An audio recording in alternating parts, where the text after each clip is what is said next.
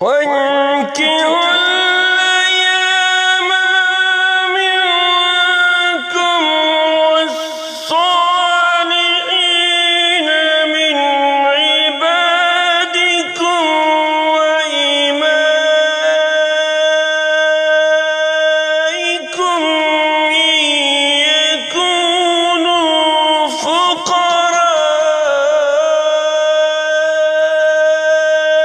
يغنيهم الله من فضله والله واسع عليم وليستعفف الذين لا يجدون نكاحا حتى يغنيهم الله من فضله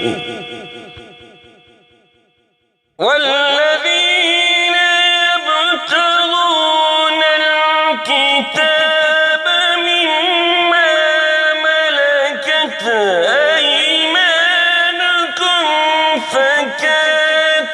فكاتبوهم إن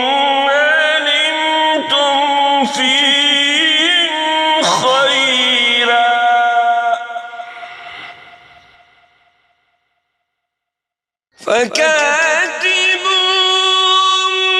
إن علمتم فيهم خيرا وآتوهم من مال الله الذي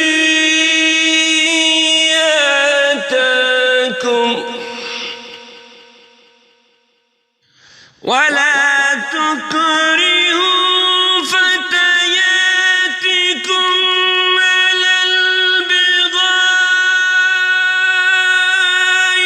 إن أردنا تحسنا لتبتغوا عرض الحياة الدنيا ومن يكرهن فإن الله من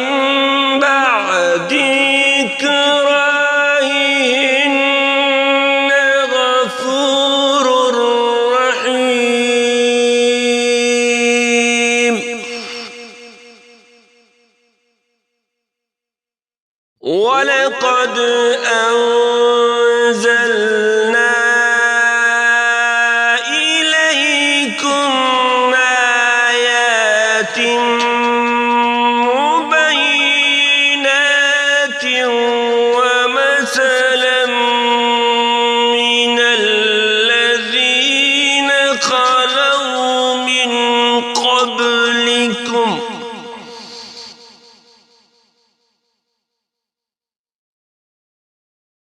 ومثلا